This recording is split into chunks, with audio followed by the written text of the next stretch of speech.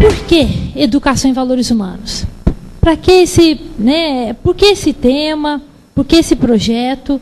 É devido a uma crise que a nossa humanidade está vivendo.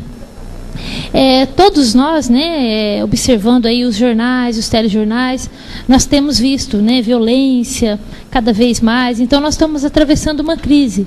Que crise é essa? De um lado, nós temos uma humanidade cada vez com o avanço científico melhor, a cada dia que passa o avanço tecnológico está uma maravilha, mas ao lado desse tremendo avanço científico, o que está acontecendo? A nossa humanidade está cada vez mais violenta e infeliz. Por que podemos afirmar que a humanidade está cada vez mais violenta e infeliz? A violência a gente tem percebido, nos jornais, nos telejornais, e a infelicidade devido às estatísticas. A depressão é hoje a doença que mais atinge as mulheres e que mais cresce entre os homens no mundo inteiro. O medicamento mais vendido no mundo inteiro hoje já é um antidepressivo. Hoje a depressão é a 4ª doença no mundo inteiro. Segundo a Organização Mundial da Saúde, em 2020 a depressão vai ser a 2ª maior doença em todo o mundo, ficando atrás só pelas doenças do coração. Portanto, qual a conclusão que a gente chega observando esses dois lados? Avanço científico de um lado e aumento da maldade e da infelicidade humana de outro. A conclusão que a gente chega é simples. Todo esse avanço científico, que é uma maravilha, na verdade não está sendo útil para a nossa humanidade ser mais feliz, nem mais pacífica. E se a gente continuar fazendo o que sempre fez, vamos receber o que sempre recebemos. Temos que fazer algo diferente para ter um resultado diferente. Era uma vez uma senhora que ela estava à noite, debaixo de um poste de luz, procurando uma agulha que ela havia perdido. Ela estava procurando essa agulha daqui e dali e nada. Aí um adolescente chegou perto dela e falou: dona, o que a senhora está fazendo? Meu filho, eu estou procurando uma agulha, eu vou ajudar a senhora a procurar. Aí o garoto foi ajudar, mas também não encontrou. Aí chegou para a dona e falou: dona, fala para mim onde é que foi que a senhora perdeu essa agulha, perto de onde é que foi, para a gente poder encontrar. Ela falou assim: meu filho, eu perdi essa agulha dentro da minha casa. Ele falou: uai, dona, a senhora está doida? Se a senhora perdeu essa agulha dentro da casa da senhora, por que a senhora está aqui procurando? A senhora ainda não sabe que quando a gente perde uma coisa, é dentro desse lugar que a gente tem que procurar, porque em outra a gente não vai achar? Parece maluca, essa dona? Como é que ela me vai buscar fora uma coisa que ela perdeu dentro de casa? Agora, vamos fazer uma analogia dessa senhora com a gente mesmo. Onde que nós, seres humanos, perdemos a paz e a felicidade? Quando a gente perde onde? É fora ou é dentro da gente? É dentro. E é só dentro que a gente vai encontrar. E dentro é que estão os valores humanos. Percebe a importância do desenvolvimento dos valores humanos? O primeiro princípio para a gente trabalhar com os nossos alunos da educação e valores humanos, a gente vai estar aprendendo aqui hoje, é praticar isso na nossa vida. Tanto que nós vamos passar a manhã toda trabalhando os valores humanos na nossa vida. E à tarde a gente vai estar falando da metodologia, das técnicas especificamente, e a integração aos conteúdos curriculares. Bom, tem uma outra metáfora que eu gosto muito. Uma vez um garoto chegou para o mestre e falou assim: mestre, como é que a gente lida com o sofrimento na vida? O mestre falou assim: você quer aprender, meu filho? Ele falou: quero. Então tá, pega um punhado de sal, põe dentro do copo e bebe. Aí o garoto pegou um punhado de sal, pôs dentro do copo, bebeu, falou: nossa, está ruim? Aí depois o mestre falou: agora você pega um punhado desse sal, joga dentro daquela lagoa ali, experimenta a água da lagoa. Ele foi lá, experimentou, a água da lagoa está boa, nem sentiu o gosto do sal. Aí o mestre falou com ele: meu filho, o sofrimento na vida da gente depende do lugar que você coloca ele. Se num copo ou se num lago. Torne-se um lago, aí você não vai sentir o sal da vida mais não. E é justamente o que nós vamos aprender aqui hoje, é como virar lago. E fazer com a gente mesmo e com os nossos alunos. Quais os tipos de sal que, segundo a educação e valores humanos, nós temos? Os tipos de sofrimento que passamos são 5. Dificuldades, problemas de relacionamento da gente, com outras pessoas, mãe, pai, marido, filho, colega de trabalho, e por aí vai. Dificuldades internas, medos, inseguranças, conflitos, dúvidas, dificuldades da gente com a gente mesmo. Problemas financeiros. O 4, doença. Ou doença do corpo, ou as doenças psíquicas, pânico, depressão, por aí vai. E o 5º tipo de sofrimento, perdas de pessoas queridas através de morte ou separação. Basicamente, temos esses 5 tipos de sofrimento. E é o sal. E para cada um desses tipos de sal, tem um lago, que nós temos que nos transformar para deixar de sofrer. E hoje a gente vai estar falando muito disso. Como utilizar as dificuldades e os problemas da nossa vida como oportunidade para o desenvolvimento de valores, de virtudes. Bom, e se? Por que que essa humanidade está cada vez mais violenta e infeliz, apesar de toda a tecnologia? Segundo a Educação e Valores Humanos, o porquê disso é que as nossas virtudes diminuíram. E as virtudes, elas estão proporcionalmente, elas estão diretamente ligadas ao bem-estar interno. Por que que geralmente uma criança é mais feliz do que adulto? Porque tem mais virtudes. Raiva de criança dura minutos, a nossa dura anos. Temos internamente piorado com o tempo. Com isso, a nossa felicidade piora também. Aumentou virtude, melhora o bem-estar interno. Aumentou defeito, piora o bem-estar interno. Lembra da historinha da agulha? É dentro, não é fora que está a paz e a felicidade. E se a gente não fizer nada? O que vai acontecer? Ah, Isabel, para que eu vou fazer alguma coisa tal?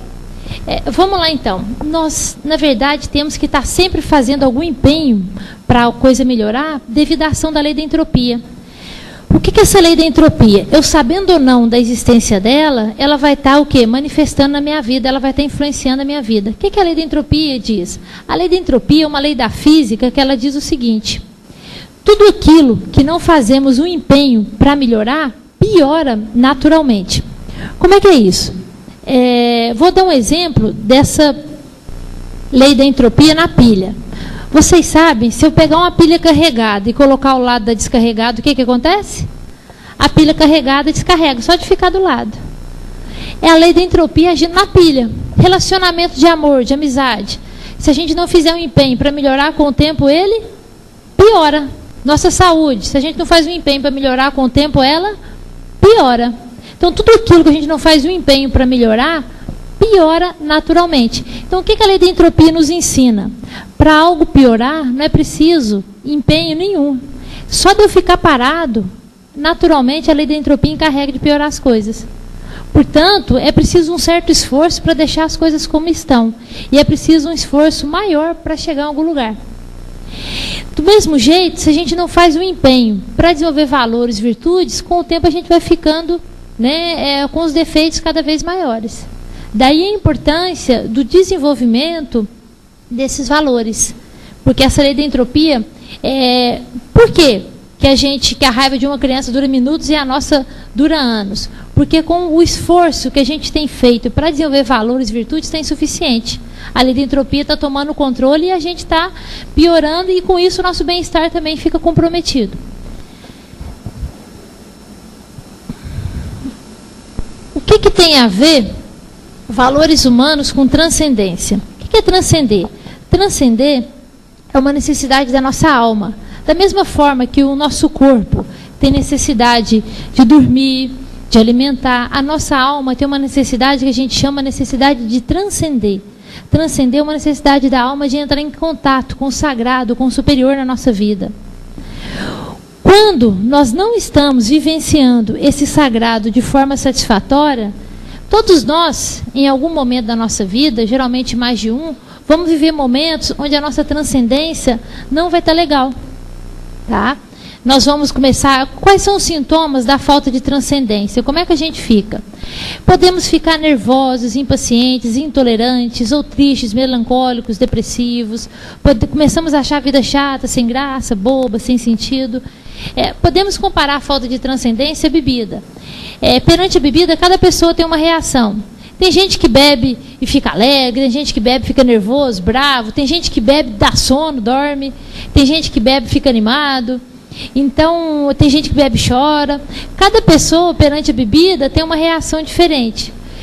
Cada ser humano também vivencia essa falta de transcendência de forma diferente. Alguns estão vivenciando a falta de transcendência, ficando nervosos, impacientes, tolerantes. Outros tristes, deprimidos.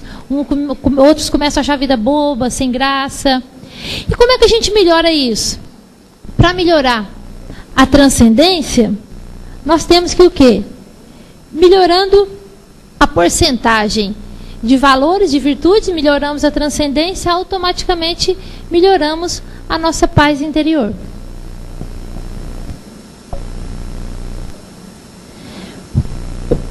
Qual o sentido da vida? Para que o professor consiga um bom resultado com o seu trabalho de educação em valores humanos, como a gente já falou, é importante que ele esteja praticando a primeira regra, que ele pratique os valores humanos na sua vida. E é muito importante que, para a gente poder aplicar a metodologia de forma adequada, é importante praticar na nossa vida. E para a gente praticar, é muito importante eu ter claro qual o sentido da vida. É importante que a gente tenha um sentido amplo da nossa vida. Qual o sentido da vida? Afinal de contas, o que nós viemos fazer aqui nesse mundo? Qual o sentido da vida? Se seu filho viesse, chegasse até você e perguntasse: ô pai, ô mãe, qual o sentido da vida? O que vocês iam falar para o seu filho? Como é que ele ia estar lidando com a vida dele? Da forma que a gente vai estar lidando com a nossa. Segundo a Educação em Valores Humanos, o sentido da vida é que todos nós estamos aqui para executar duas missões: a missão interna e a missão externa. Vamos imaginar um caiaque. Para o caiaque ir para frente, eu tenho que remar dos dois lados. Se eu vou remar só de um lado, o que acontece com o caiaque? Roda. Isso aqui também, essa metáfora é interessante para a gente observar tudo na nossa vida. Relacionamento de amor, de amizade. Um remo é um homem, o outro lado é a mulher. Se só um rema, roda. Os dois têm que remar. Tá? Às vezes um está remando, o outro não rema, não vai. Aí você vai sozinho que rema também, o barco vai. Então, ou seja, pais e filhos, né? Um rema de cá, mas o outro tem que remar de lá. Né? É importante que haja essa parceria para que haja uma evolução boa aí desse relacionamento. E na nossa vida também, nós temos que remar dos dois lados, cumprir com a missão externa e a missão interna. O que a gente tem deixado de lado? Justamente aquela missão que é responsável pelo nosso bem-estar interno, que é a missão interna que está ligada ao desenvolvimento dos valores. Gente, desenvolvimento de valores, desenvolver espiritualidade, é o mesmo que desenvolver valores, é o que a gente vai estar vendo aqui hoje. Essa missão interna. A primeira forma da gente visualizar a missão externa é essa daqui, é a piramidezinha de Maslow, né? Aquela piramidezinha, ela ficava só até os 4 degraus, até um certo tempo. Então, para que serve o psicólogo? A função do psicólogo é promover o bem-estar interno. Acreditava-se que para um ser humano atingir o bem-estar interno, bastava ele satisfazer aquelas 4 primeiras necessidades, que são necessidades fisiológicas: alimentação, repouso, sexo, roupa, teto, etc. Segurança, proteção própria da família, estabilidade no lar, estabilidade no emprego. Sociais, aceitação, amizade, associação, pertencer ao grupo. Status, estabilidade, autoconfiança, independência, poder, reputação. Então, essas 4 necessidades, a princípio, eram consideradas como as únicas, necessárias para o ser humano ficar bem. Só que a própria ciência chegou à conclusão que não era suficiente. Aí acrescentaram a pontinha lá, que é a autorrealização. Realização do próprio potencial, autodesenvolvimento, criatividade, autoexpressão. Porém, hoje a gente sabe que mesmo a pessoa que consiga satisfazer essas 4 necessidades, ela ainda não fica bem. Tanto que hoje a gente acrescenta o quê? A espiral da transcendência. Que é o quê? Nós devemos simultaneamente buscar a satisfação daquelas necessidades, que seria um remo, e o desenvolvimento de valores, que seria o outro remo. Então a gente coloca essa espiral, e vocês percebam que não preciso chegar no degrau para estar começando a desenvolver. Na verdade, eu devo começar isso desde pequeno, a desenvolver essa espiral da transcendência. Daí a importância de trabalhar isso com a criança. Como que nós desenvolvemos os valores, né, dos nossos filhos, dos nossos alunos? O primeiro passo aí é o exemplo. Lá na Índia tinha um garotinho que ele não podia comer sal. Ele tinha uma doença e ele comia sal e não podia. E todo mundo tinha conversado com ele, o médico, e o garoto continuava comendo sal. Aí a avó teve a ideia de levá-lo para conversar com o Gandhi. O garoto gostava muito do Gandhi, a avó pensou: ele não vai deixar de seguir um pedido do Gandhi. Aí marcou um horário lá com o Gandhi, chegaram lá, Gandhi escutou a avó e o garoto e pediu que eles voltassem dali a 15 dias. Dali a 15 dias voltaram a avó e o garoto. Aí Gandhi conversou, né, com o garoto, pediu para o menino parar de comer sal, e o menino parou de comer sal. E aí, né, a avó chegou para o Gandhi: ô Gandhi, por que você esperou 15 dias para conversar com meu neto? Te agradeço, ele parou de comer sal. Você podia ter conversado com ele no primeiro encontro, afinal você só conversou com ele. Aí Gandhi respondeu: ô minha senhora, porque há 15 dias atrás eu ainda comia sal também. e a gente leva o outro até onde a gente vai. O exemplo não é a melhor forma de influenciar alguém, não, é a única. Percebem a importância do exemplo? Já que a gente está falando disso, eu trouxe uma mensagenzinha sobre o exemplo, que é importante a gente estar passando aqui para vocês. As crianças aprendem o que vivenciam. Se as crianças vivem ouvindo críticas, aprendem a condenar. Se convivem com hostilidade, aprendem a brigar. Se as crianças vivem com medo, aprendem a ser medrosas. Se as crianças convivem com a pena, aprendem a ter pena de si mesmas. Se vivem sendo ridicularizadas, aprendem a ser tímidas. Se convivem com inveja, aprendem a invejar. Se vivem com vergonha, aprendem a sentir culpa. Se vivem sendo incentivadas, aprendem a ter confiança em si mesmas. Se as crianças vivenciam a tolerância, aprendem a ser pacientes. Se vivenciam os elogios, aprendem a apreciar. Se vivenciam a aceitação, aprendem a amar. Se vivenciam a aprovação, aprendem a gostar de si mesmas. Se vivenciam o reconhecimento, aprendem que é bom ter um objetivo. Se as crianças vivem partilhando, aprendem o que é generosidade. Se convivem com a sinceridade, com a verdade, aprendem a veracidade. Se convivem com a equidade, aprendem o que é justiça. Se convivem com a bondade e a consideração, aprendem o que é respeito. Se as crianças vivem com segurança, aprendem a ter confiança em si mesmas e naqueles que a cercam. Se as crianças convivem com a afabilidade e a amizade, aprendem que o mundo é um bom lugar para se viver.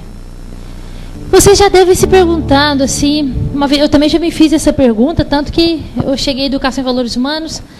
Todos nós vemos pais e mães que são excelentes exemplos e os filhos não sai prestando, vamos falar assim. Por quê? Né? Todos nós, a nossa família, gente, mas fulano tem um pai e uma mãe tão bom e sai, às vezes da nossa família, às vezes um irmão é muito bom, o outro, né, dá um trabalho, é uma peste. Como é que pode, né, ter saído da mesma barriga? Por quê? Aí você pode falar assim, eu discordo. Meu pai e minha mãe é uma pessoa muito legal, são pessoas boas, mas eu tenho irmão que é uma peste. Né? Como é que só exemplo? Né? Deixa eu explicar, eu também já me fiz essa pergunta.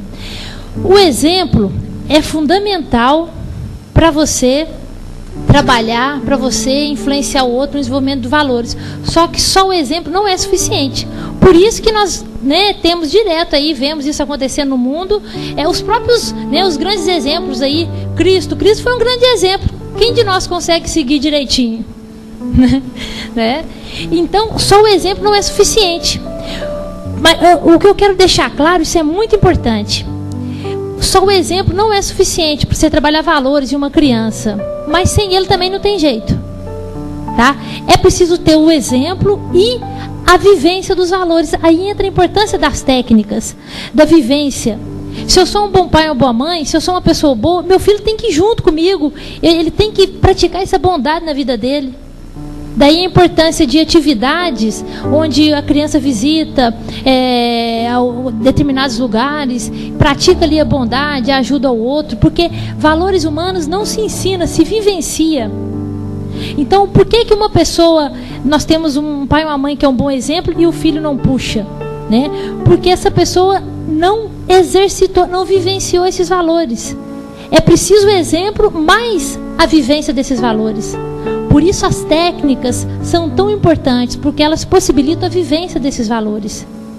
E na nossa vida, no nosso dia a dia, nós devemos sim dar o exemplo para os nossos filhos, para os nossos alunos. E né, na escola você faz com que eles vivenciem através das técnicas. E em casa, né, é importante, né, os filhos acompanharem os pais quando for praticar uma boa ação, quando, né, estiver ajudando alguém. É importante que a criança também faça isso. Aí ela vai estar desenvolvendo. Aí você pode ter certeza que ali vai ser um ser humano bom. Percebe? E embora a gente não possa fazer um novo começo, sempre é possível fazer um novo fim.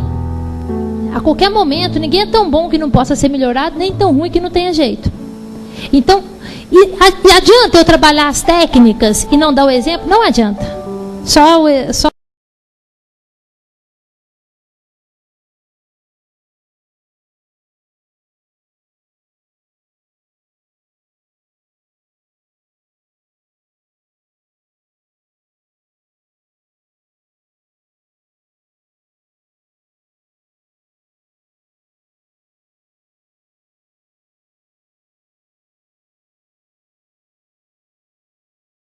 perceber a vivência, né? Mais uma vez, o sentido da vida, uma outra forma de vivenciar o sentido da vida.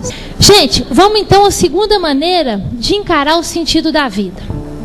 Essa segunda forma, nível material, dinheiro. É importante? Dá para viver sem dinheiro? Não, não dá. Todos nós precisamos do dinheiro. O dinheiro sozinho traz felicidade? Não, todos nós sabemos disso. O dinheiro, ele traz uma felicidade momentânea. Segundo a Educação e Valores Humanos, você compra uma coisa e fica satisfeito na hora. Passa um tempo, você olha para aquilo, já não te dá aquela satisfação igual no dia que você comprou. Né? Nós mulheres, nós temos isso muito com roupa, né? Você vê aquele sapato, aquela roupa, acha lindo. Vai lá, nossa, depois de um tempo você olha e já não dá aquela coisa igual no dia que você comprou. Bom, mas o dinheiro é necessário, ele facilita a vida, ele traz conforto, mas ele sozinho não traz felicidade. Segundo, nível de conhecimento. O conhecimento intelectual, ele é importante? Sim. Ele traz felicidade? Ele também traz uma felicidade momentânea. Hoje a gente está na era da informação. Informação é fundamental. A informação facilita a vida, traz felicidade. Quando você aprende algo dentro da área que você gosta, aquilo te dá uma felicidade. Agora, quando você escuta algo que você já sabia, isso já não tem graça. Você quer novidade. Bom, mas o conhecimento, ele é necessário, ele é importante. Agora, quantos de nós, né, conhecemos pessoas que têm um alto nível intelectual, a pessoa é uma verdadeira biblioteca ambulante, mas não está bem, não está feliz? Quantos intelectuais tiveram ou têm vidas infelizes? Quantas pessoas ricas tiveram ou têm vidas infelizes? Por quê? Hoje é muito comum que a gente chama de crise de sentido da vida. É quando a pessoa para e pensa, nossa, do ponto de vista material eu tenho o necessário, do ponto de vista intelectual eu tenho conhecimento bom, mas não estou feliz. Tem gente que tem menos do que eu e está mais feliz, como é que pode? O que me falta? O que me falta é o 3, que é o que a gente chama de nível de ser ou porcentagem de valores, de virtudes. Qual o erro que estamos cometendo? Estamos trocando as bolas. O 1 e o 2 são importantes, mas o 3 é essencial, é vital, é mais do que importante. Lembra a lei da entropia? Se a gente parar de trabalhar, você vai deixar de ganhar seu dinheiro. Se parar de aprender coisas novas, o cérebro vai atrofiando. E se você parar de exercitar valores, virtudes na sua vida, o que acontece? A gente piora como ser humano e o nosso bem-estar também vai junto. E nós estamos gastando muito tempo em busca do 1 e do 2, do saber e do ter, e estamos deixando o ser de lado.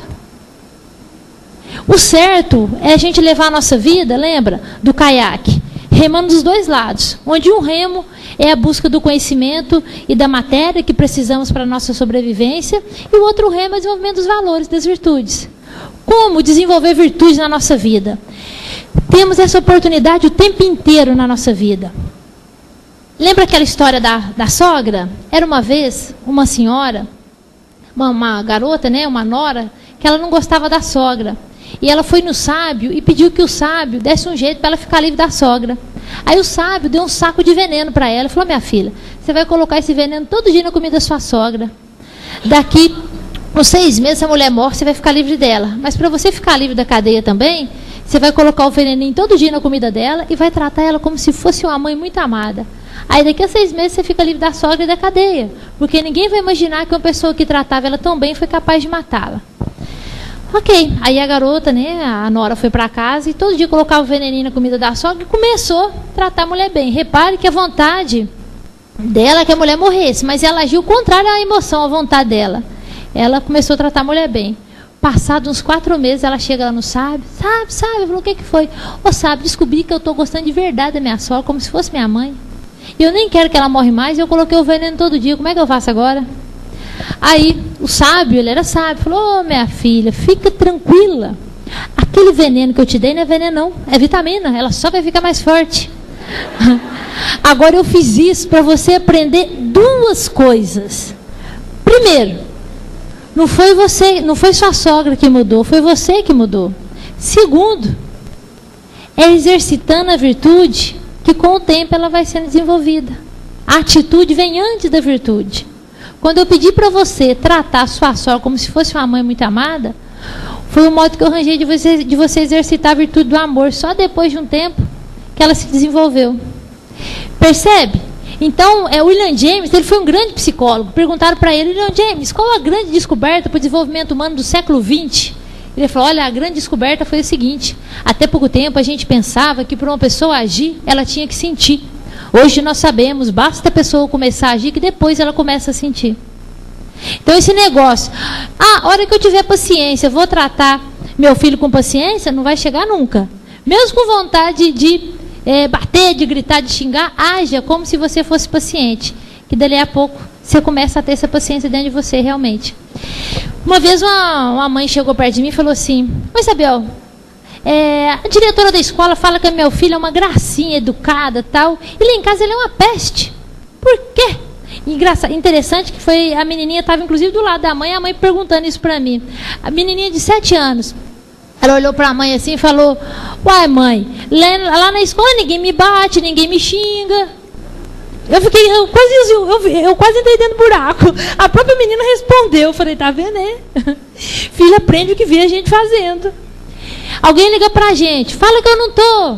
Eu tô ensinando meu filho a mentir. Tá? Eu passo por um problema na vida e entrego os pontos, eu tô ensinando meu filho a entregar os pontos.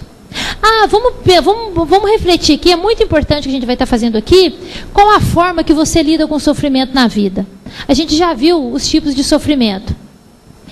Era uma vez, uma garota, ela chegou perto da mãe, a mãe era uma cozinheira, muito sábia. Falou: mãe, a vida tem tanto problema, mãe, como é que a gente faz?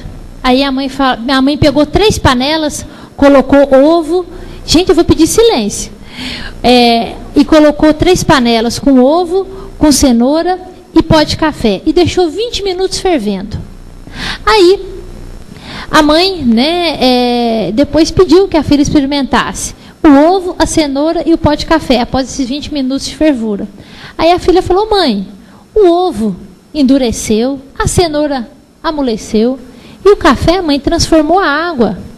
Aí a mãe falou: pois é, minha filha, o sofrimento na vida da gente é que nem essa água quente aí, ó, fere e faz a gente sofrer. Porém, a nossa reação pode ser como a da cenoura, que é quando a gente passa por um sofrimento e nos fragilizamos, entregamos pontos, né? Ou nós temos a reação do ovo, que a pessoa fica dura, a pessoa fica brava, nervosa, intolerante, agressiva, fica uma peste. É a reação do ovo. Ou a reação do pó de café. Quanto mais quente a água, melhor o café. A reação do pó de café, o café ele transforma, quanto mais quente, melhor. O que é a reação do pó de café? É quando utilizamos as dificuldades para desenvolver alguma virtude interna. Nenhum de nós está 100% preparado para nada, para enfrentar as adversidades que a vida nos coloca. Porém, é passando por elas que a gente se prepara. Então, você até pode passar por reações de ovo e de cenoura, o que a gente não pode é ficar. Ok? Nós temos que buscar sempre virar pó de café. Ok? E na educação e valores humanos, a palavra crise, você tira o S, vira CRI. A palavra crise, em japonês, significa oportunidade. A gente parte do princípio na educação e valores humanos, isso que é praticar valores humanos na vida, tá? Para eu conseguir ter um resultado bom na escola. É eu ter esse entendimento profundo da vida. Toda crise vem para que eu utilize, não é porque eu estou passando com isso, é para que eu estou passando para isso. É para desenvolver alguma virtude. A panela, né, de pipoca. A gente coloca o óleo, coloca o milho ali, dali a pouco começa a estourar. Tá? Existe o piruá no finalzinho. Né? O piruá é aquela pessoa que passa por dificuldades e continua da mesma forma, não muda. Já a pipoca, a pessoa passa por aqueles 5 tipos de sofrimento e ela se transforma, ela vira pó de café, ela se transforma num ser humano melhor através do desenvolvimento de alguma virtude. Então, é para isso que nós devemos, né? É muito importante a gente ter, claro, esse sentido aí na nossa vida. Utilizar as dificuldades para o nosso crescimento interno. Todos nós temos um piruá na vida. Pode ser um pai, uma mãe, um marido, um filho, uma doença, alguma... Né? E esse piruá ajuda a gente a virar pipoca. O que a gente não pode é a gente ser um piruá. E se o piruá da gente um dia vira pipoca, vem um outro piruá. Mas ele é para você virar pipoca. Ok? Vamos lá. Para uns, a jornada é curta e agradável. Para outros, a jornada é acidentada. Em alguns momentos, dá vontade de desistir. Ao contrário do que você pensa, é nesses momentos que algo muito maior está acontecendo. Estamos aqui para aprender, não para sofrer. Abandone o passado, desbloqueie sua paralisia afetiva. À medida que ganhamos experiência, um pouco mais nos é revelado. Abra-se. Ninguém é igual a ninguém. E ninguém é perfeito. A vida vai dando coisas com que você consegue lidar, conforme você vai aprendendo a lidar com elas. É assim que a vida funciona. Avançamos no caminho espiritual através dos relacionamentos. Deepak Chopra escreveu: seja qual for o relacionamento que você atraiu para dentro de sua vida, numa determinada época, ele foi aquilo de que você precisava naquele momento. Repare, nada é por acaso.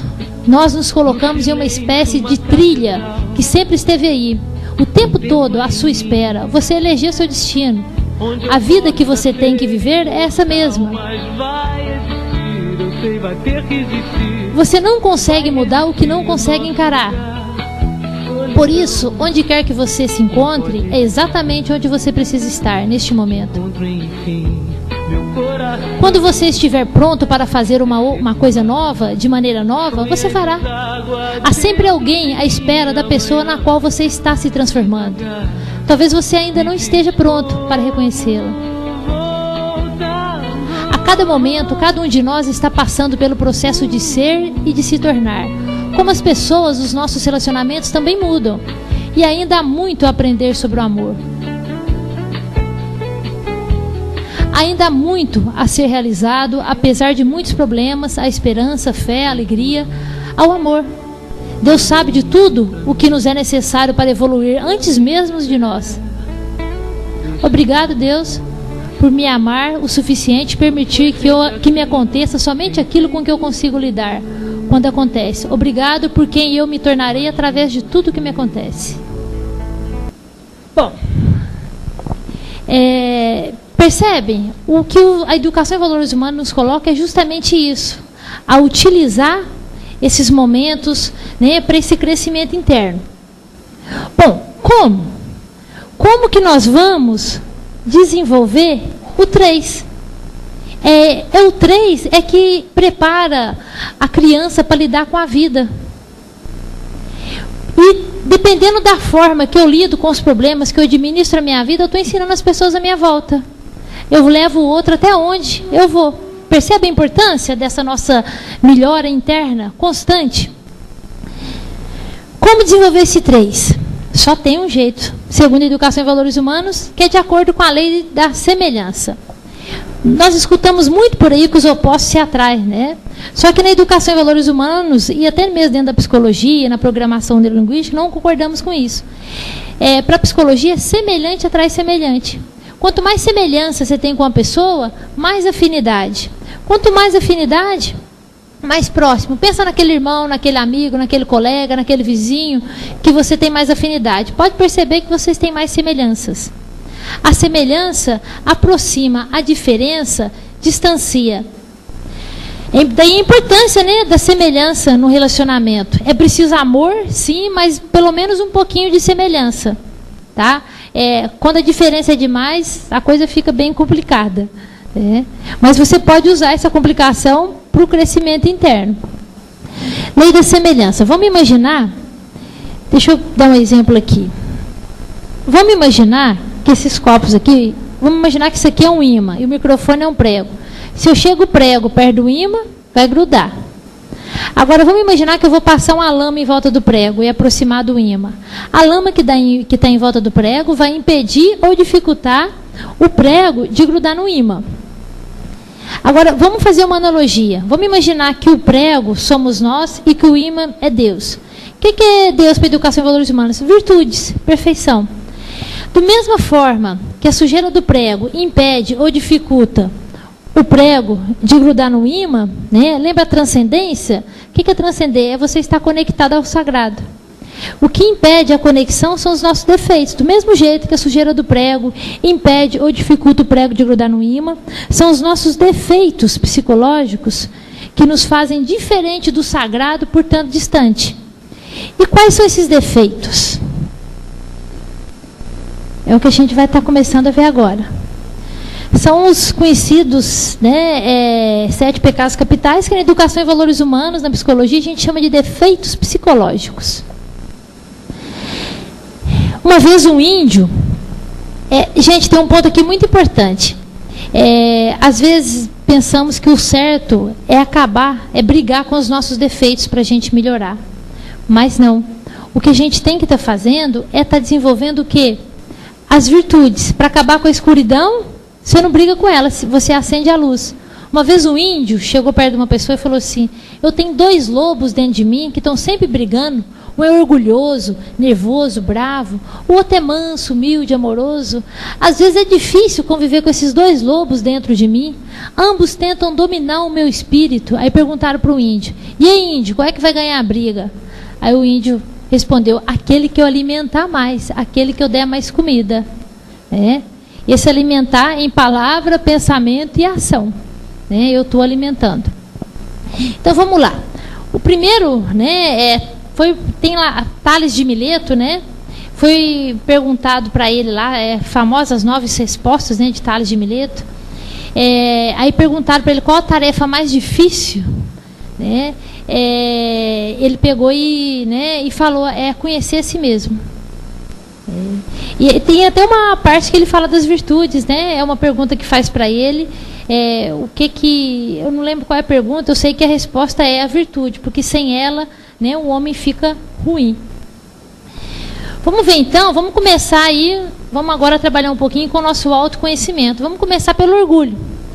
É importante que eu reconheça os meus defeitos. Para que eu vou ser eu mesma se eu posso ser alguém melhor? Se eu acho que eu estou bom, eu não vou melhorar. Orgulho. Quando nós somos elogiados, admirados, reconhecidos, o que acontece com a gente? A gente incha, acha bom. Quando alguém critica a gente, seja em casa ou no trabalho, como é que reagimos? Ficamos com raiva, ou triste, ou as duas coisas. E aí, vamos dar um exemplo aqui, então, de uma pessoa humilde. O objetivo aqui não é ninguém virar santo. Nós vamos mirar no sol para acertar nas estrelas. Cristo, quando era elogiado, admirado, reconhecido, qual que era a reação dele? Ele inchava igual a gente incha? Não, ficava indiferente. Quando ele era criticado, ficava com raiva ou triste igual nós ficamos? Também não, ficava indiferente. Por que ele conseguia reagir assim, a gente não? Porque ele não tinha orgulho. Todos nós temos orgulho. Por isso que a gente diz o seguinte: a ofensa que recebemos é do tamanho do nosso orgulho. Quanto maior a ofensa, maior o nosso orgulho. Quando alguém fala um negócio com a gente fica com muita raiva, muito triste, é porque o nosso orgulho está bem grande. Uma vez um garoto chegou para um sábio e falou: sábio, eu quero parar de sofrer com crítica, como é que eu faço? Aí o sábio falou: você tem que ser homem humilde. Como é que eu faço para ser homem humilde? Aí o sábio falou: vai lá no cemitério e critica os mortos. Ele foi lá, criticou os mortos, voltou lá no sábio, e aí, o que os mortos fizeram agora? Ah, fizeram nada não. Aí o mestre mandou ele voltar lá no cemitério e falou: agora vai lá e elogia para você ver uma coisa. Ele voltou lá no cemitério, elogiou os mortos. Voltou lá no sábio, e aí, o que eles fizeram agora? Vai, sábio, fizeram nada não. Aí o mestre falou com ele, o sábio: ô meu filho, se você quer se tornar um homem humilde, você precisa aprender a reagir ao elogio e à crítica da mesma forma que os mortos do cemitério reagiram ao teu elogio e à tua crítica. Perante o elogio e a crítica, nada acontece. Mas mantenha a capacidade de perceber a verdade que há na crítica, mas sem ficar sofrendo com isso. Tem crítica que o outro faz da gente que é tudo verdade. Tem crítica que só uma parte que é verdade. Tem crítica que não tem nada a ver. O nosso orgulho não gosta de nenhuma delas. É o verdadeiro, ou falsa. O orgulho não gosta de nenhuma. E a nossa tendência, o orgulho faz a gente inchar perante o elogio e ficar com raiva ou triste perante a crítica. Quanto mais a gente desenvolve a humildade, menos você incha com o elogio e menos a crítica te machuca, e você ainda percebe a verdade que tem ali, busca mudar, mas sem sofrer com aquilo. Para a gente começar, nós podemos dizer o seguinte: sempre que alguém te criticar e você ficar com raiva ou triste, você pode até, se você não concorda, você pode falar com a pessoa, mas é importante que você, com você mesmo, você fale: ô gente, fulano falou isso comigo, eu fiquei muito aborrecido. É porque cutucou meu orgulho. Se eu tivesse a humildade, nem com raiva eu ia ficar. Só de eu tomar essa consciência, meu sofrimento já vai diminuindo. E tem hora que você lembra disso depois. Tá? Aí já ajuda também, mesmo que seja depois. Com o tempo você vai lembrar na hora. A pessoa te critica ali, aí você lembra, opa, o orgulho, tal, cuidado. E ali você já vai conseguindo, né, lidar com aquela crítica de forma adequada, sem sofrer, e ainda utiliza ela para melhorar. De esterco para criar virtudes. Quem não vive a cata de aplausos jamais se ofende. A pessoa verdadeiramente humilde, ela não fica fazendo coisas para receber elogio, admiração, reconhecimento. Portanto, quando é criticada, ela não fica ofendida. Tudo isso aqui vai estar à disposição, viu, gente, no site. Filhotinhos do orgulho. Medo de falar em público. Medo de falar em público é filhotinho do orgulho. Na verdade, não existe medo de falar em público. Existe a preocupação com o que o outro vai pensar ou achar de mim. Se eu não estou buscando elogio nem correndo da crítica, eu vou lá e falo. Agora, se eu tenho medo de falar em público, eu puxo a minha orelha. Ô, gente, olha eu ir com medo de falar em público. Ô, isso é orgulho. Se eu tivesse a humildade... deixa eu dar uma dica para vocês. O cérebro, né, nós não aprendemos por conselho, aprendemos por experiência. Depois vocês vão entender na outra parte, que eu vou explicar hoje de manhã, sobre o funcionamento da mente. Uma forma da gente começar a ter um comportamento diferente é a gente imaginar. A gente não dá conta de ter um comportamento que a gente não se imagina tendo. Então, se você quer ser humilde, faz a seguinte pergunta, gente: como é que seria eu sendo humilde? Como é que seria eu reagindo ao elogio e à crítica com indiferença? Vai repetir nessa imagem, porque o cérebro aprende por repetição. A repetição fixa a imagem.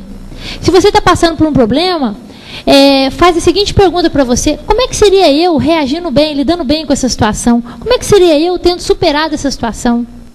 Qual virtude que uma pessoa tem que ter para lidar bem com essa situação que eu estou passando? Tem que ter paciência. Como é que seria eu tendo paciência? Aí, na hora que você vai fazendo essas perguntas, você começa a fazer as imagens. E a imagem consegue. Tá? Você imprime ali aquele comportamento. Tanto, por que o conselho não funciona? Porque a gente não transforma as palavras em imagens.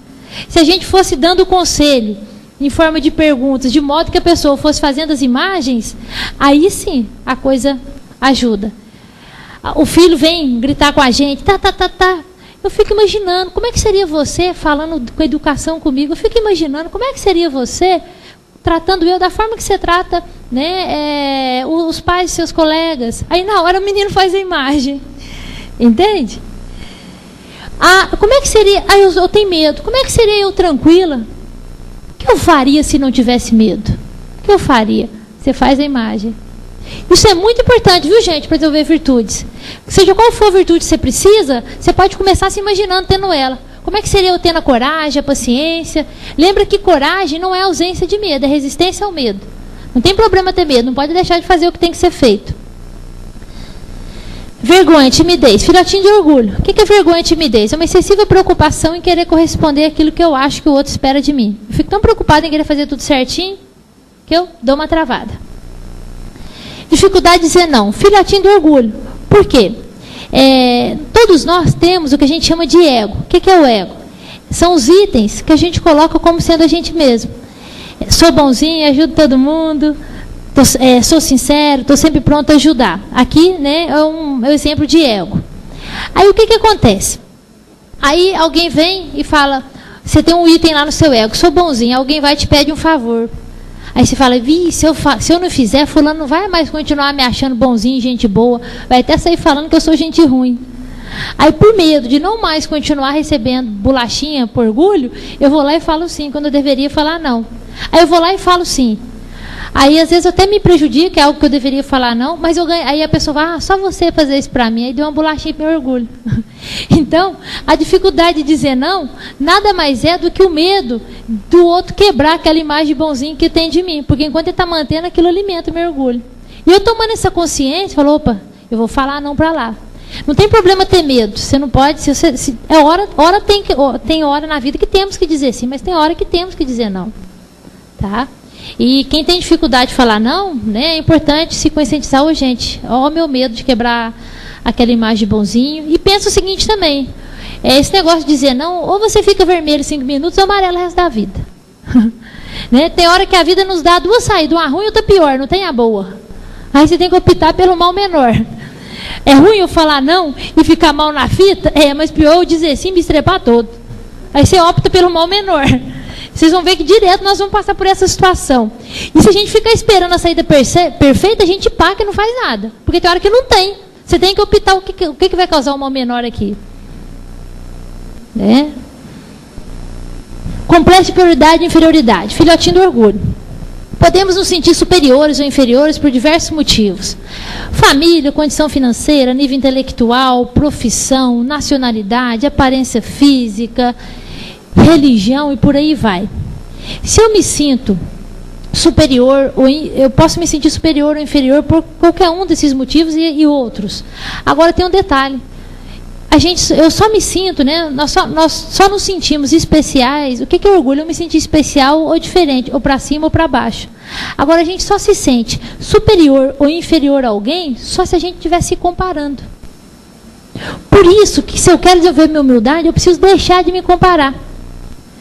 Não devemos comparar um filho com outro. Não devemos comparar um aluno com outro. Fulano é o melhor da sala. Aí eu alimento o complexo de prioridade naquele, de inferioridade no resto da sala. Se eu comparo seu irmão é isso, você é aquilo. Superioridade num, inferioridade no outro. Devemos evitar a comparação, nem com a gente. Não devemos comparar nem a gente com ninguém. No máximo, a gente compara a gente com a gente mesmo. Ok? Como é que eu estava um tempo atrás, como é que eu estou hoje. Ah, Isabel, mas eu nunca que posso comparar. Uma dose de veneno é remédio. Tem um princípio da programação neurolinguística que é o seguinte. Todo comportamento é útil dependendo do contexto. Eu estava no complexo de inferioridade e superioridade. Todo comportamento é útil dependendo do contexto. Vamos dizer que você está com a perna quebrada lá no hospital. Aí passa uma pessoa que amputou a perna. Aí na hora você compara, ainda bem que eu quebrei só. Naquele momento a gente está se sentindo superior ao outro, mais sortudo. Tá? Mas nesse contexto é útil para você acertar aquela dor que você está tendo, da perna quebrada. Do mesmo jeito que amputou a perna, pode ver uma pessoa que veio a falecer e falar, nossa, pelo menos eu estou vivo. Também se sentiu superior àquele que veio a falecer. Então, todo comportamento... Há contextos que a comparação é útil, mas é um ou outro. Né? Não deixa de alimentar orgulho, mas tem hora que, né, todo comportamento é útil, dependendo do contexto. Útil não quer dizer que é correto, mas em alguns momentos você tem que optar pelo que é útil. Então, aí entra a flexibilidade da nossa vida. Mas, na maior parte do tempo, nós devemos evitar a comparação, porque senão alimentamos o orgulho. A autopiedade é ficar com dó da gente. De um lado, a gente coloca a imagem da gente bonzinho, e do outro lado, a gente lembra tudo quanto é coisa ruim que aconteceu na nossa vida. Detalhe, essa imagem de bonzinho, nós colocamos como? Todos nós somos melhor onde? Em casa ou fora de casa? Fora. Né? Raramente é o contrário. Tem gente que é bom em casa e ruim fora. A maioria de nós somos melhores com os de fora e ruins com os de dentro. Tem uma mensagem que eu gosto muito. As pessoas que mais amamos são aquelas que mais magoamos, pois nós queremos que elas sejam perfeitas, pois esquecemos que são apenas seres humanos, com defeitos, dificuldades, limitações, assim como nós. Então, uma forma da gente melhorar como ser humano é a gente pegar o nosso eu de fora e levar para dentro de casa. Vamos tratar as pessoas de dentro de casa do jeito que eu trato as de fora. Eu vou estar exercitando a virtude, vou estar melhorando. Né? Só que na hora que a gente tem um ataque de autopiedade, a gente coloca a imagem do eu de fora, que é melhor. E aí mais uma vez, vem a comparação. Eu, uma pessoa tão boa, passando por isso tudo, eu não mereço, coitadinho de mim. Por que autopiedade é filhotinho do orgulho? O que é orgulho? Eu me sentir especial ou diferente, ou para cima ou para baixo. Na hora do ataque de autopiedade, nós nos sentimos especiais, diferentes, só que por baixo. Ninguém sofre mais do que eu. Né? E não devemos comparar nem sofrimento, porque depende da força de cada um. Tem gente que passa por isso, sofre isso. Tem gente que passa por isso, sofre isso. Então, vaidade, né? Exige vaidade material, é quando utilizamos bens materiais para receber elogio, admiração e reconhecimento. Existe a vaidade intelectual, quando utilizamos o intelecto para receber elogio, admiração e conhecimento. Temos até a vaidade espiritual, é quando a gente faz um tanto de coisa boa, o outro fala, fulano é um santo, fulano é uma santa. Por isso, não saiba direito o que a esquerda fez. Senão, mesmo fazendo uma coisa boa, a gente pode estar alimentando o nosso orgulho. A simplicidade é virtude. Filhotinhos do orgulho. Achar-se bom pai, boa mãe, bom profissional, bom filho, bom marido, boa esposa, bom funcionário, isso tudo é filhotinho do orgulho. A gente tem que pensar o seguinte, sou bom pai, boa mãe, bom filho, bom marido, boa esposa, bom funcionário, isso não é nada mais do que uma obrigação. Eu pensando assim, eu faço a coisa certa sem alimentar o orgulho. Eu sou honesto, não é nada mais do que minha obrigação. Eu sou fiel, não é nada mais do que minha obrigação. Fulano está errado. porque não, né, tá fazendo o errado. Mas eu estou fazendo certo, isso não é nada mais do que minha obrigação. Fulano, né, se o outro não faz, ele está errando, mas eu não estou fazendo nada além do que minha obrigação. Bom, e para terminar, só essa explicaçãozinha aqui, nós vamos para o intervalo. Isso aqui, gente, é um princípio. O que é programação neurolinguística? É a ciência que estuda o funcionamento da mente. Ela tem princípios. O primeiro princípio, um dos princípios é: todo comportamento tem uma intenção positiva para quem o executa. Tudo, trocando em miúdos. Isso quer dizer o seguinte: tudo que a gente faz pelo outro, a gente está buscando algo bom para a gente mesmo. E é muito importante que eu tenha essa consciência, porque isso me ajuda a desenvolver humildade. Ah, Isabel, eu não concordo, então vou explicar. Eu sendo uma boa mãe, é só perguntando o que de bom que eu vou saber. Eu sendo uma boa mãe, o que de bom que eu estou buscando? Que meu filho seja feliz. Meu filho sendo feliz, o que de bom que isso me traz? Paz. Eu sendo uma boa mãe, eu sendo um bom filho, o que de bom que eu estou buscando? Paz na minha consciência, que é a minha parte que eu estou fazendo. Ah, eu ajudando meu irmão, o que de bom que eu estou buscando? Ele fica feliz, ele ficando feliz, o que de bom que isso me traz? Eu fico em paz. Portanto, tudo que a gente faz pelo outro, nós estamos buscando algo bom para a gente. Então é uma questão delicada, mas vocês vão perceber, até com Deus. Né? Todo mundo geralmente tem algum princípio religioso, segue alguma religião. Nenhum de nós, na verdade, segue religião por amor a Deus. Nós seguimos religião interessada nos benefícios. Toda religião ela vai te dar um benefício: vida eterna, salvação, ir para o céu, não ir para o inferno, prosperidade, né? Então, não tem problema. Continua seguindo o teu caminho, porque a religião também ela ajuda a desenvolver virtudes, né? Seja qual for, ela busca também melhorar o ser humano. Agora, de hoje em diante, tenha consciência que você está seguindo os princípios e interessado nos benefícios. Fica tranquilo que Deus já sabia disso, é a gente é que não sabe. Ok? E por quê? Se eu não tenho essa consciência, que eu estou indo, se eu não tenho consciência que eu sigo os princípios da minha religião, interessar nos benefícios, eu vou me achar melhor do que eu realmente sou. Isso alimenta meu orgulho. Então se eu sigo os 10 mandamentos, vida eterna. Se eu faço não sei o quê, eu vou ser salvo. Então cada religião tem um benefício. Então nós seguimos buscando os benefícios. Tá? Paz. Aí tem gente que fala: Isabel, eu vou na igreja, mas não é por nada, não, eu vou lá porque eu fico em paz. Então eu vou atrás. O que que eu estou buscando? Paz interior. Eu estou querendo alguma coisa para mim, nós somos tudo interesseiros. Eu fazendo um trabalho voluntário, que de bom que eu estou buscando? Paz na minha consciência, que a minha parte eu estou fazendo. Eu me sinto útil, isso me dá felicidade. Então tudo que a gente faz pelo outro, nós estamos buscando algo. Não tem jeito, a gente não escapa dessa. Exato. Gente, agora nós vamos falar do segundo defeito que afeta todos os relacionamentos. Amor. Quais são os filhotinhos da ira? Falar mal do outro é um filhotinho da ira, né? A blasfêmia, ser impaciente, ser intolerante, agredir verbalmente ou fisicamente alguém, e por aí vai, são filhotinhos da nossa ira. Agora tem um filhotinho da ira. Gente, vamos fazer silêncio, a gente já começou. Vamos lá, vamos. A musiquinha. Vamos fazer um relaxamento? Vamos fazer um relaxamento. Vamos lá, até porque, gente, uma das técnicas, né, da educação em valores humanos é o relaxamento. Vamos fazer um pequenininho, curtinho, tá? Porque para a gente poder conseguir trabalhar com o aluno, a gente tem que ser capaz de fechar os olhos. Ok? Então vamos lá. Olhos fechados. Isso. Vamos lá, olhos fechados.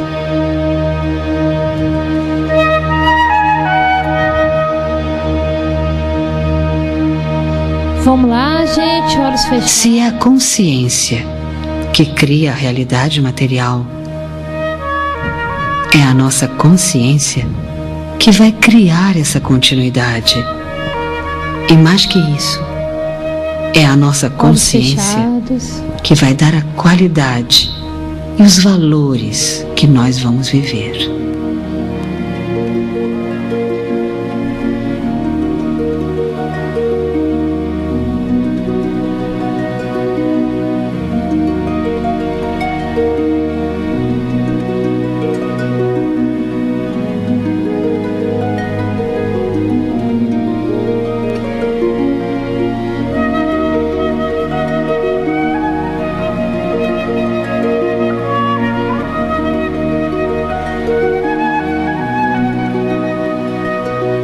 Se o mundo é como é criação do ser humano.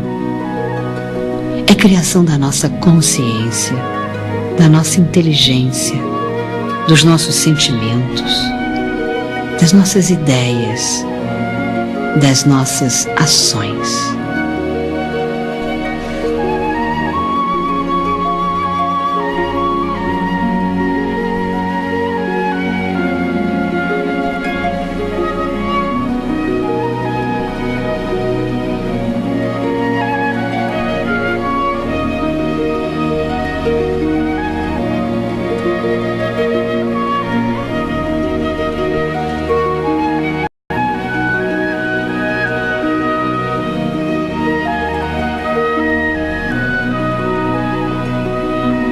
Além de não acabar, esta é a oportunidade para a gente recriar o mundo.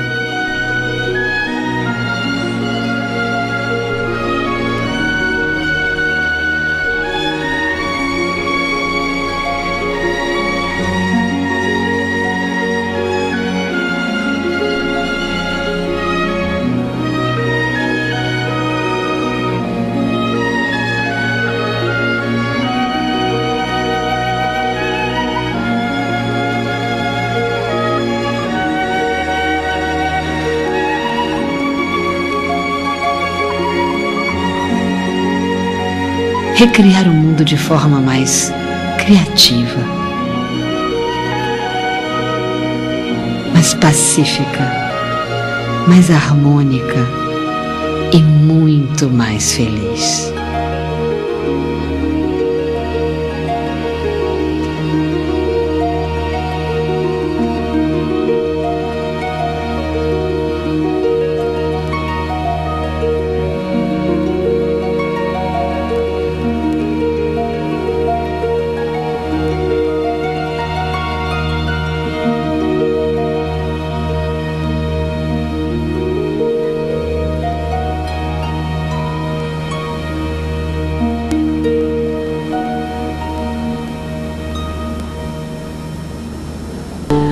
Bom, gente, é o relaxamento, né? A gente começa com os alunos com 1, 2 minutos, tá? E vai até o adolescente, né? Também começa com 1, 2.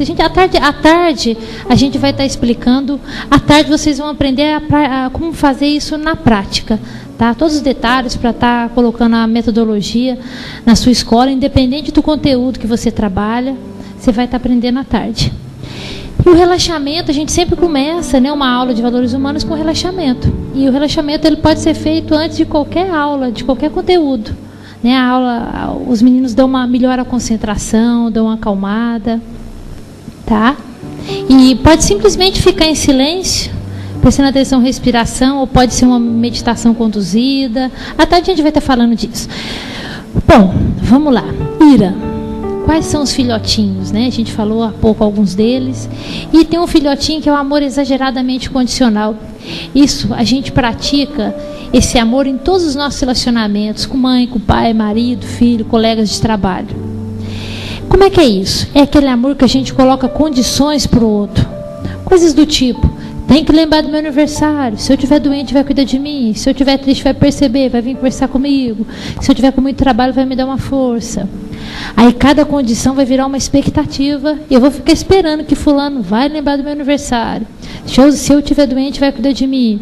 Se eu estiver triste, vai perceber, vai vir conversar comigo. E por aí vai. Aí fulano não faz nada disso. Não lembra do meu aniversário. Tô doente, não cuida de mim. Tô triste, não percebe, muito menos vem conversar comigo. Tô com muito trabalho, não me ajuda. Aí como é que nós ficamos? Decepcionados. E a decepção gera na gente raiva ou tristeza. Tem gente que tem reação do ovo na decepção, né? Fica com raiva. E tem gente que tem reação da cenoura, fica triste. Tem gente que tem os dois, mistura as duas coisas. Na educação em valores humanos, como é que a gente trabalha isso? A gente diz o seguinte, não é o outro que me decepcionou. Igual lembra o orgulho? Não é o outro que me aborrece quando me critica. É o orgulho que eu tenho dentro de mim que faz eu ficar aborrecida com o outro. Tanto que o certo é eu chegar para o outro e falar, O orgulho que eu tenho dentro de mim fez com que aquilo que você me falou me machucasse. Não é o outro que me machuca, é o orgulho que eu tenho dentro de mim. Se eu desenvolvo humildade, eu vou perceber o que tem de verdade ali, se tiver, mas não vou sofrer. E se não tiver, também não vou sofrer. Nem vou ficar nem com raiva, nem triste quando criticado. Aqui também, não é o outro que nos decepciona. Nós que nos decepcionamos por esperar alguma coisa do outro. Quem mandou a gente esperar alguma coisa do outro? Ah, Isabel, mas eu não esperava nada, não. Pelo menos gratidão, consideração eu esperava do meu filho. Afinal, eu faço isso e isso para ele. Ou do meu marido. Lembra que tudo que a gente faz pelo outro, a gente está buscando algo bom para a gente, na verdade, né? Ah, eu ajudando meu marido, que de bom que eu estou buscando? Que a nossa família fique bem. Nossa família ficando bem, que de bom que isso me traz? Ai, eu fico feliz. Então eu estou fazendo tudo que a gente faz pelo outro, a gente está buscando algo bom para a gente. É importante a gente ter essa consciência para não alimentar o orgulho e também aqui, para não ficar decepcionado. Como a gente falou, se eu diminuo as condições, diminui a expectativa, diminui decepção, diminui raiva, diminui tristeza. Quanto maior a expectativa, maior a decepção. Quanto menor a expectativa, menor a decepção. Como é que a gente faz então? Lembra, não é o outro que nos decepciona, nós que nos decepcionamos por esperar alguma coisa do outro. Quem mandou a gente esperar alguma coisa? Ah, eu não esperava nada não, pelo menos gratidão, consideração eu esperava. Gente, se esperamos, ainda que seja gratidão ou consideração, nós não estamos dando, nós estamos trocando. Nós temos que aprender a dar. Dar é quando você faz alguma coisa para alguém, seja essa pessoa quem for, e não espera nem gratidão nem consideração. Isso que é o dar de verdade. É uma virtude a gente sentir gratidão pelo bem que o outro fez pela gente. Mas é um defeito eu cobrar gratidão do bem que eu fiz pelo outro. Se eu cobro, eu não estou dando, eu estou trocando. Portanto, se você está nesse momento decepcionado, puxa a sua orelha e fala: quem mandou esperar gratidão, consideração de fulano, de ciclano? Não foi ele ou ela que me decepcionou. Eu que me decepcionei por esperar isso ou aquilo. O que eu aprendo com isso? Que eu tenho que fazer as coisas e não esperar nem gratidão, nem consideração. Aquela história do filho que ajudou o pai, do pai que ajudou o filho, esperando que o filho o apanasse na velhice. Aí esse filho, né, depois dá uma banana para o pai. Quem está errado? Os dois estão errados, né?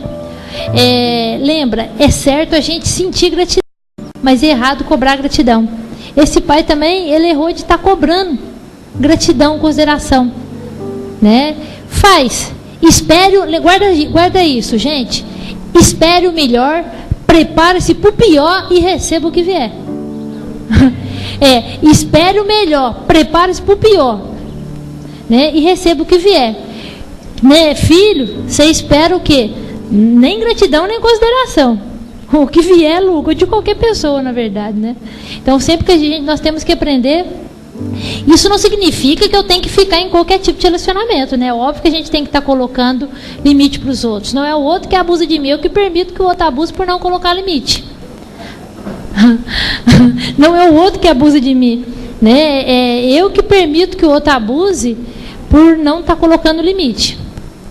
Veja bem, em relação a isso de gratidão, consideração, o que fica aqui, né? É a gente aprender, pelo menos, gente, diminua. Como é que a gente faz então? Vamos lá. Nós devemos diminuir as expectativas. Se você convive com uma pessoa que nunca lembra do seu aniversário, para de esperar. Senão todo ano você vai se decepcionar. Se um dia essa pessoa lembrar, você vai se surpreender, mas decepcionar você não vai mais. Com gente não dá para ser oleiro, dá para ser jardineiro. Gente, o oleiro, ele pega o barro e põe do jeitinho que ele quer. Mas só com barro que dá para fazer isso. Com gente, o máximo que a gente consegue é ser jardineiro. Você dá afeto, carinho, coloca limite, mas aceita a natureza do outro. Oleiro, só Deus. O que a gente tem? Por que jardineiro nunca decepciona com a planta? Porque jardineiro espera da planta só o que a planta pode dar. O que a gente faz nos nossos relacionamentos? Se fulano pode dar 2, a gente espera 4.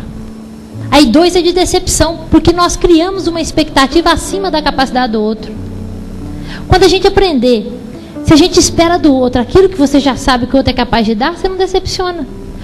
Nos relacionamentos com as pessoas, né, mais distantes, devemos procurar diminuir as expectativas. Quanto menor a expectativa, menor a decepção. Nos relacionamentos com as pessoas mais próximas, de convívio diário, o ideal é que a gente adeque a expectativa dessas pessoas. O que é adequar a expectativa? Bom, se é uma pessoa que a gente convive, né, diariamente, a gente conhece bem. Então você vai esperar aquilo que você já conhece. Então, se o outro pode dar 2, você espera 2. Aí você não vai decepcionar. Se eu convivo com uma pessoa que hora está boa, hora está atacada. Então você vai esperar que hora ela vai estar boa, ela vai estar atacada. Na hora que ela estiver boa, beleza. Na hora que atacar, começou. Agora, se você espera que ela vai estar boa, sempre que ela ficar atacada, você vai se decepcionar, porque você está criando uma expectativa acima. Tá? Lembra disso. Né? Bom, vamos lá. E com o aluno, né, gente? Então, lembra disso. Com as pessoas, né, mais distantes, você diminui. Com as próximas, você adequa. Por isso que é bom, né? Quem está do seu lado, você espera aquilo que você já conhece. Em relacionamento de amizade, em tudo. Tem uma pessoa que é fofoqueira, então não adianta você falar as coisas para ela que ela vai espalhar. E se você se decepcionar, quem mandou você falar? Você já sabia. Não é ela que está te decepcionando. Você que se decepcionou por criar uma expectativa acima da capacidade do outro. Ok? Então é importante. Então o segredo para evitar a decepção é diminuir ou adequar a expectativa. E lembra, toda situação de sofrimento traz um aprendizado para a gente. Sempre que nós estamos decepcionados com algo, nós estamos tendo a oportunidade de aprender. O que eu aprendo com isso? Que eu não devo esperar nem gratidão, nem consideração. E o que eu aprendo com isso? Que eu tenho que aprender a dar de verdade. Tá? E, gente, o cérebro aprende por repetição. É que nem o processo de partir uma pedra. Você vai dando tanto de cacetada na pedra. Chega uma hora que a pedra parte. O que faz a pedra partir não foi a última cacetada. Foi a última, mais as outras que vieram antes. Uma decepção aqui, uma ali. Você vai lembrando, pronto. Dali a pouco você tem que não te machuca mais. Porque você aprendeu a lição. Bom, na educação em valores humanos, a gente revoluciona um pouco o conceito de oração. Era uma vez 2 rapazes, cada um com um burrinho, e o burrinho dos 2 empacaram.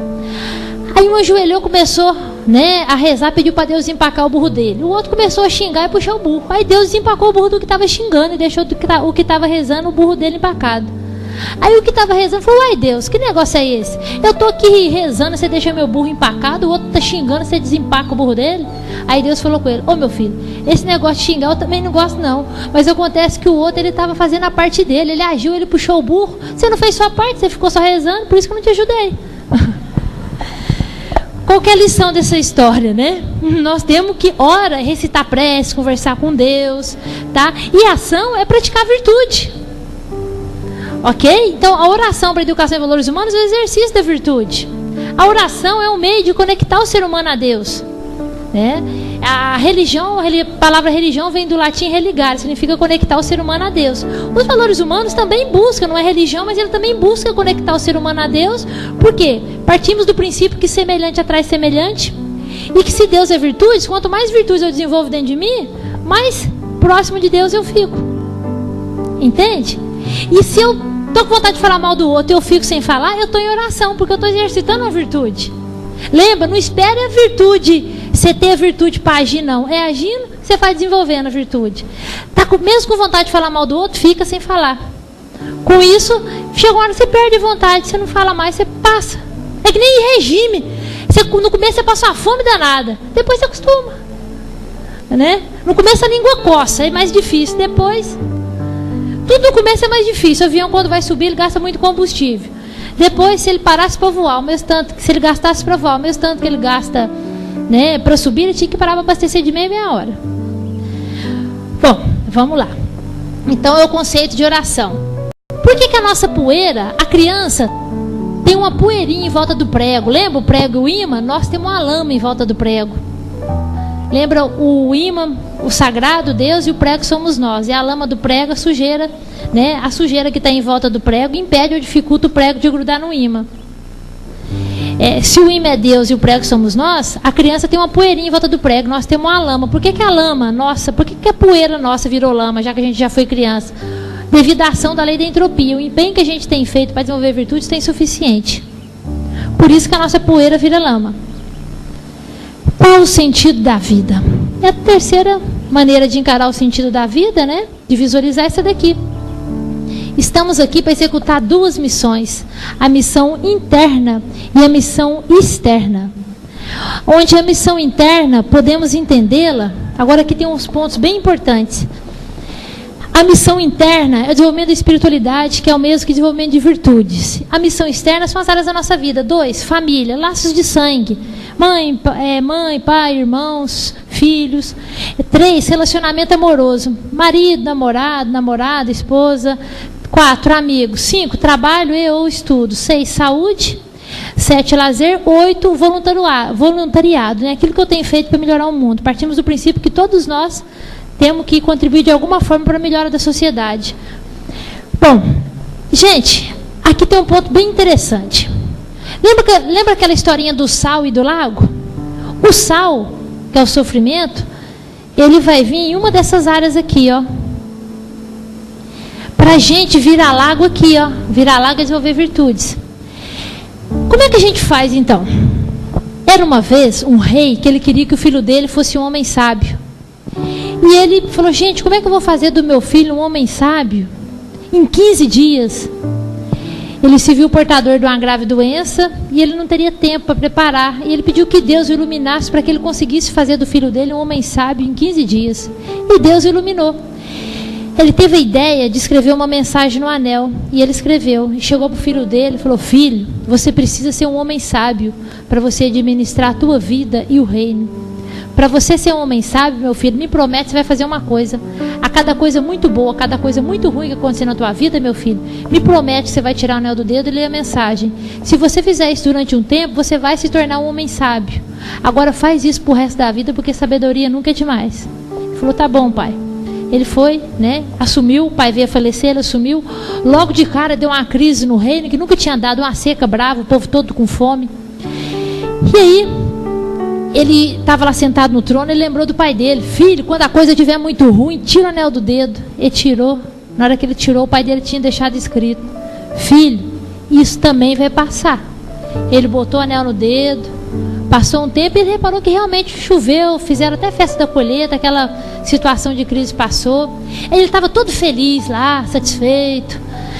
Aí ele lembrou do pai dele. Filho, quando a coisa estiver muito boa, tira o anel do dedo. Ele tirou. Aí estava lá, isso também vai passar. Passou. Aí veio a segunda ruim. Na segunda ruim ele tirou o anel do dedo, isso também vai passar. Porém agora ele já estava mais sábio, porque ele já sabia. Assim como a primeira crise passou, ele aprendeu um monte de coisa e se transformou, virou pipoca, virou pó de café, virou lago. Ele sabia que essa segunda também ia passar e que ele ia aprender um monte de coisa e ia se transformar. E ele aprendeu uma coisa muito importante, que a vida de todos nós é como se fosse uma escola, onde é que nós temos tempo de aula e tempo de férias. Mais tempo de aula do que de férias, pelo menos no começo. Se você for um bom aluno, depois de um tempo você vai fazer só uns cursos de vez em quando, mas nunca vai parar o aprendizado. E o tempo de aula, devemos ir à escola não é para sofrer, é para aprender. Da mesma forma, as dificuldades, os sofrimentos que temos, não são para sofrer, é para a gente aprender, para a gente desenvolver espiritualmente, desenvolvendo virtudes. Deus não dá o que a gente pede, Deus dá o que a gente precisa para desenvolver a virtude que nos falta através do exercício. Toda situação difícil é a oportunidade de a gente exercitar e consequentemente desenvolver alguma virtude. E aí você mata 2 coelhos com a cajadada só. Desenvolve a virtude, cumpre com o sentido da vida, que é a melhora interna, e resolve aquele problema, aquela situação, e cessa o sofrimento. Bom, era uma vez. Então, sempre que você estiver passando por um, né, tipo de sofrimento, eu vou até aqui passar uma. Sempre que você estiver passando por um tipo de sofrimento, procure lembrar da seguinte forma: isso também vai passar. A segunda maneira, que é importante a gente estar lembrando aí, deixa eu só pegar aqui uma partezinha que é interessante. Mares tranquilos não fazem bons marinheiros.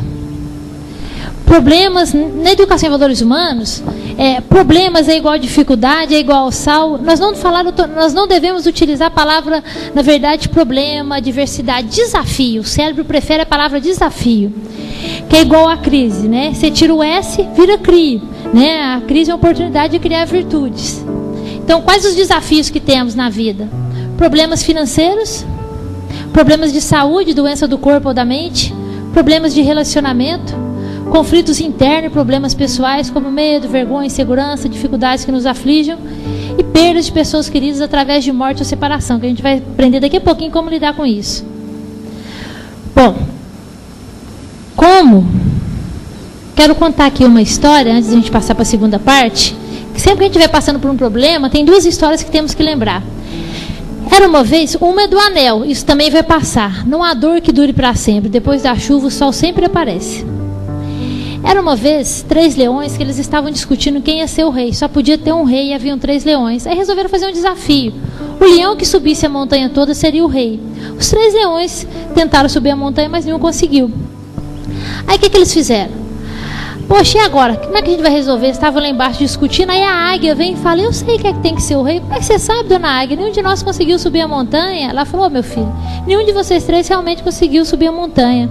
Mas eu estava lá no alto e eu escutei o que cada leão falou. Pelo que cada leão falou, eu sei que é que tem que ser o rei. Então fala, dona águia, quem é que tem que ser o rei? O que cada leão falou? Ela falou, o primeiro leão, quando estava quase chegando lá em cima, falou, montanha, você me venceu, desceu. O segundo leão, quando estava quase chegando lá em cima, falou, montanha, você me venceu, desceu.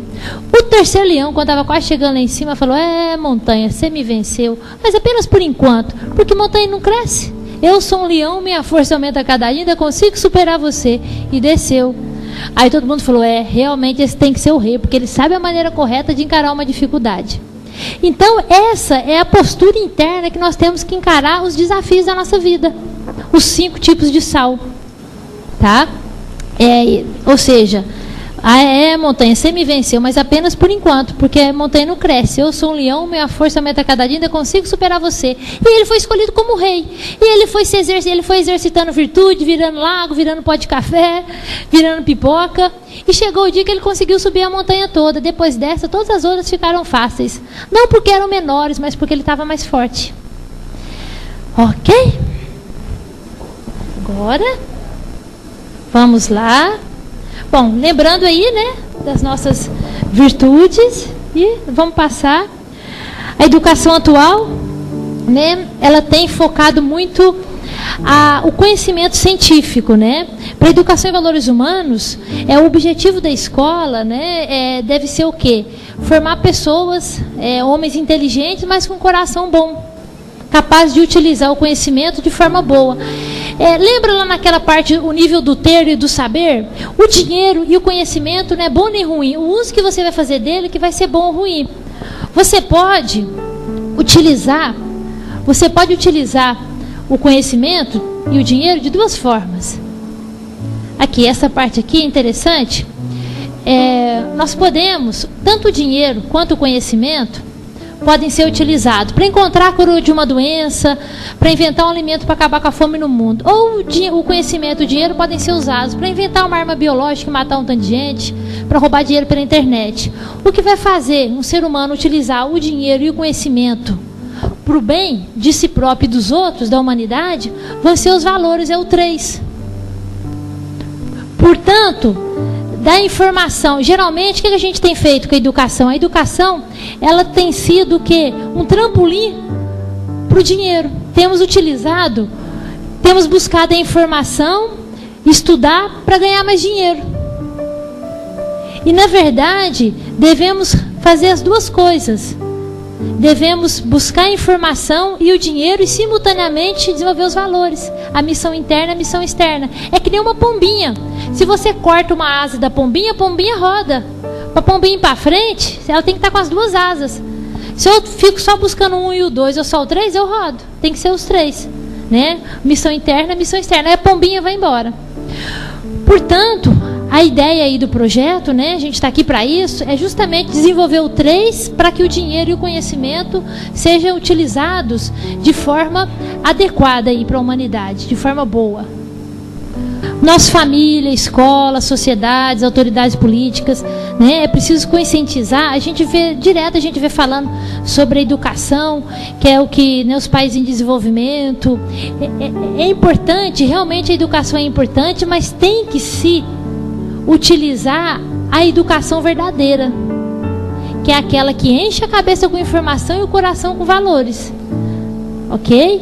Muitos países utilizam a educação e ela promove realmente o desenvolvimento, né, vamos dizer, financeiro naquela sociedade, mas isso não significa um desenvolvimento interno.